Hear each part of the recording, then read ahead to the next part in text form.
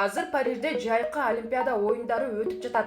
28-июлда япониялык дзюдочу Ута Абе менен өзбекстандык Диора Келдиорова беттешип, жыйынтыгында япон кызы утулуп калды. Ута Абе жеңилүү ызасына чыдай албай, машыктыруучусун кучактап, тизелеп отуруп алып, көпкө ыйлады. Аны машыктыруучусу аренадан жетелеп алып кеткенге мажбур болду. Бул учур интернет айдыңына бат эле тарап, айрымдар Ута Абе 2 күн мурда апасын жоготуп, маркум апасына алтын алып барууну убада кылганын, эми аны ала албай калгандыктан ушинтип ыйлап жатканын жазып, боору оорутушту. Ал эми дагы башкалар анын буга чейин эч кимден жеңилбегенин белгилешти. Ута Абе чын эле апасын жоготконбу? Чын эле бул убакытка чейин эч кимден утулган эмеспи? Факт-чек кылалы. 24 жаштагы япониялык дзюдочу Ута Абе буга чейин эч кимден жеңилген эмес деген маалымат чындыкка дал келбейт. Анткени ал 2019-жылы франциялык Амандин Бушардан утулган. Бирок ошол жылдан баштап жеңишти эч кимге бербей келген.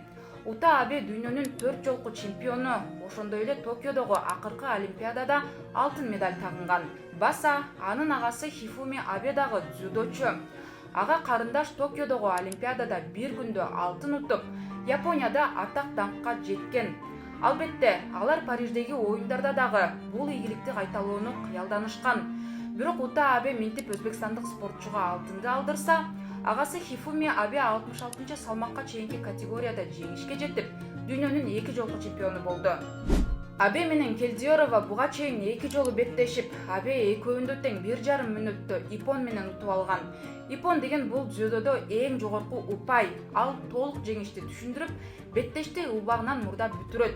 Ал 2023-жылкы дүйнө чемпиондугунун финалында Келдиорованы жеңип, алтын медаль тагынган. Эми минтип Келдиорова өчүн алгандай болду. Ута Абе бул беттеште утаарына ишенген. Биз спортчунун Instagram баракчасына дагы баш бактык. Анда апасы тууралуу эч кандай маалымат жарыялаган эмес. 4 күн мурда чыгарган постунда ал Японияга алтын медальды алып келүү үчүн колунан келген бардык аракетти көрөрүн жазган. Япониянын жергиликтүү маалымат каражаттары дагы спортчунун апасы тууралуу эч кандай маалымат жазган эмес.